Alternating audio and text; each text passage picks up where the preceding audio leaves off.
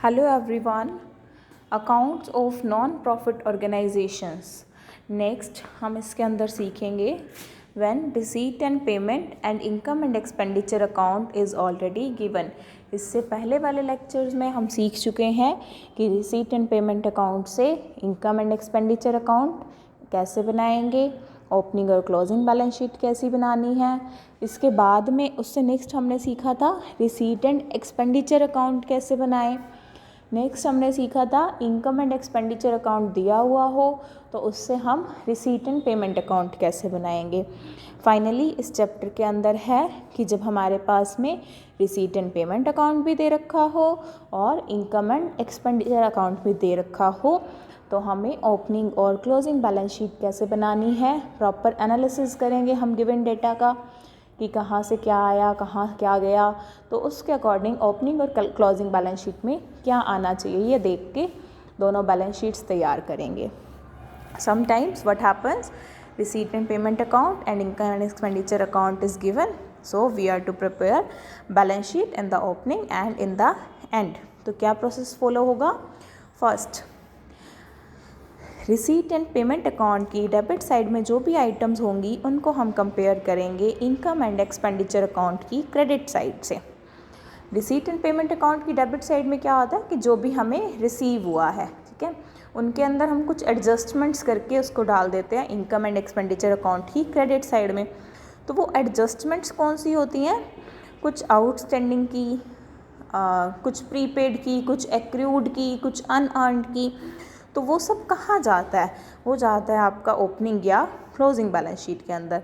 तो वो कंपेयर करके हमें पता चलेगा कि जो अमाउंट इक्वल है तो ठीक है, कुछ बैलेंस शीट में नहीं आएगा, अनइक्वल है तो वो बैलेंस शीट के अंदर आएगा। For example, receipt and payment account की डेबिट साइड में सब्सक्रिप्शन है 20,000, लेकिन इनकम एंड एक्सपेंडिचर अकाउंट की क्रेडिट साइड में सब्सक्रिप्शन है 24,000। इसका क्या मतलब है कि हमें सब्सक्रिप्शन जो है वो 20,000 मिला है, लेकिन इस साल का बनता है 24,000, तो 4,000 आउटस्टैंडिंग है। आउटस्टैंडिंग सब्सक्रिप्शन होती है हमारी असेट, तो ये हमारा जाएगा क्लोजिंग बैलेंस शीट की असेट्स के अंदर, ठीक है। एक और ऑप्शन हो सकता है कि हमें ये पिछले साल ही मिल गया हो इस साल के लिए, ठीक है, तो भी हमें हो सकता है 20,000 के अंदर ऐड करके दिखाया हो ओपनिंग रिसीव्ड इन एडवांस, ठीक है। इन दैट केस वो कहाँ जाएगा, ओपनिंग बैलेंस शीट के अंदर लायबिलिटीज साइड में रिसीव्ड इन एडवांस। अब आप इसको दोनों तरीके से अपनी एडजस्टमेंट कर सकते हैं, नोट्स बना देना इसके बारे में। ज़रूरी ये है कि आप जो भी करें उसका एक प्रॉपर क्लैरिफिकेशन दें और नोट्स मेंटेन करें। ऑन द कंट्रेरी, अगर रिसीट एंड पेमेंट अकाउंट की डेबिट साइड में सब्सक्रिप्शन है ज़्यादा और इनकम एंड एक्सपेंडिचर अकाउंट की क्रेडिट साइड में है कम, इसका मतलब या तो हमें इस साल में एडवांस मिला है या फिर जो मिला है वो पिछले साल से बिलोंग करता है। तो इन दोनों ऑप्शंस के अकॉर्डिंग हम बैलेंस शीट में एडजस्ट करेंगे। अगर हम ये एज्यूम करते हैं कि ये हमें नेक्स्ट ईयर के लिए मिला है तो हम क्या करेंगे, क्लोजिंग बैलेंस शीट की लायबिलिटी साइड में दिखाएंगे। और अगर हम ऐसा एज्यूम करते हैं कि ये पिछले साल से रिलेटेड है और हमें इस साल मिला है तो इसका मतलब ये पिछले साल आउटस्टैंडिंग रहा होगा, तो इसे हम ओपनिंग बैलेंस शीट में आउटस्टैंडिंग एसेट दिखाएंगे। सेकंड, द आइटम्स जो क्रेडिट साइड में होंगी रिसीट एंड पेमेंट साइड की उसको कंपेयर करेंगे इनकम एंड एक्सपेंडिचर की डेबिट साइड से। अगर इक्वल है तो फाइन, अदरवाइज क्या होगा, आउटस्टैंडिंग या प्रीपेड एक्सपेंस होगा। For example, receipt and payment account में सैलरी पेड दिखा रखा है 11,000, जबकि इनकम एंड एक्सपेंडिचर अकाउंट में सैलरी है 12,000। इसका मतलब 1,000 आउटस्टैंडिंग सैलरी है और क्लोजिंग बैलेंस शीट की लायबिलिटीज़ में दिखाएंगे। इसी तरह से अगर इंश्योरेंस पेड है 600, इनकम एंड एक्सपेंडिचर में डेबिट किया है 450, इसका मतलब 150 एडवांस में पे किया होगा, तो ये क्लोजिंग बैलेंस शीट की असेट साइड में चला जाएगा। थर्ड, ऐसी आइटम्स जो रिसीट एंड पेमेंट अकाउंट की डेबिट साइड में हैं वो देखेंगे और उनमें से वो हम स्क्रूटनाइज करेंगे जो इनकम एंड एक्सपेंडिचर अकाउंट की क्रेडिट साइड में है ही नहीं। जैसे कि opening balance of cash in bank, life membership fee, ऐसी चीज़ें जो सिर्फ रिसीट्स के अंदर हैं, इनकम्स में नहीं है, ऐसी चीज़ें जाएंगी सीधा क्लोजिंग बैलेंस शीट के अंदर। क्लोजिंग या ओपनिंग किसी में भी, जैसे ओपनिंग बैलेंस शीट का ओपनिंग कैश और बैंक है तो वो जाएगा ओपनिंग बैलेंस शीट की असेट में। लाइफ मेंबरशिप फ़ी रिसीव हुई है तो वो कहाँ जाती है, क्लोजिंग बैलेंस शीट की लायबिलिटी साइड में। नेक्स्ट, ऐसी आइटम्स जो रिसीट एंड पेमेंट अकाउंट की क्रेडिट साइड में है लेकिन इनकम एंड एक्सपेंडिचर में कहीं भी नहीं है, जैसे कि closing balance of cash and bank लिखा होता है ना बाय बैलेंस सीडी, तो ये जाएगा आपका क्लोजिंग बैलेंस शीट की असेट्स के अंदर। परचेज ऑफ असेट्स, असेट्स खरीद के पेमेंट करी तो इनकम एंड एक्सपेंडिचर अकाउंट पे हम इसे कहीं नहीं दिखाते हैं, लेकिन असेट बनी है तो वो क्लोजिंग बैलेंस शीट की असेट्स में शो करेंगे। लास्ट एडजस्टमेंट क्या करेंगे, ऐसी आइटम्स जो इनकम एंड एक्सपेंडिचर अकाउंट में हैं लेकिन रिसीट एंड पेमेंट अकाउंट में नहीं है। फॉर एग्जांपल डेप्रिसिएशन, इसको आप बैलेंस शीट में असेट्स में से लेस करके दिखाएंगे।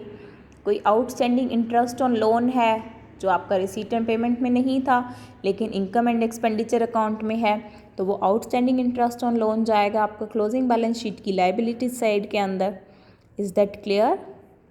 इलस्ट्रेशन देखिए, मोटर स्पोर्ट्स क्लब का रिसीट एंड पेमेंट अकाउंट और इनकम एंड एक्सपेंडिचर अकाउंट और कुछ एडजस्टमेंट्स देख लेते हैं पहले। रिसीट एंड पेमेंट अकाउंट और इनकम एंड एक्सपेंडिचर अकाउंट हमें दिया है 31 मार्च 2015 को, इसका मतलब ईयर ओपन हुआ है 1 अप्रैल 2014 को। उस दिन असेट्स थी बिल्डिंग, फर्नीचर, इन्वेस्टमेंट्स और आउटस्टैंडिंग सब्सक्रिप्शन, ये सब चीज़ें जाएंगी ओपनिंग बैलेंस शीट की असेट साइड में, और ओपनिंग में कोई लायबिलिटी नहीं थी, ठीक है। और हमें बनानी है closing balance sheet. Receipt and payment account की पहली item to balance BD 8400, opening balance of cash, opening balance sheet की असेट साइड में दिखाएंगे। डोनेशंस मिले हैं 20,000, इनकम एंड एक्सपेंडिचर में भी है 20,000, नो डिफरेंस, इसका मतलब कोई अमाउंट बैलेंस शीट में नहीं जाएगी इसके regarding. Entrance fee 7100, income and expenditure में entrance fee 7100। Subscription given in receipt and payment account 42,600, लेकिन इसके अंदर क्या कह रहा है, इसके अंदर 3,300 इंक्लूडेड हैं फॉर 2015-16, यानी कि for next year advance received, तो ये 3,300 कहाँ जाएगा, क्लोजिंग बैलेंस शीट की लायबिलिटीज साइड में, क्योंकि 3,300 हमें एडवांस मिला है। अब देखिए इनकम एंड एक्सपेंडिचर अकाउंट में सब्सक्रिप्शन दिया है 38,650, 42,600 रिसीव हुआ है, जिसमें से 3,300 नेक्स्ट ईयर के लिए है। लेस करके देखें कितना बचेगा, 39,300, 39,300 बचेगा। और आपके इनकम एंड एक्सपेंडिचर अकाउंट में ये उससे भी कम दिखाया गया है। इसका क्या मतलब है कि पिछले साल का कोई मिला होगा, सब्सक्रिप्शन आउटस्टैंडिंग था पिछले साल में 2,520, उसमें से कुछ रिसीव हुआ होगा। ये देखिए सब्सक्रिप्शन 42,600 में से 3,300 लेस किया, 39,300 बनता है। पिछले साल जो आउटस्टैंडिंग था वो मिला 2,520, वो लेस किया, लेकिन ये 36,780 बन गया।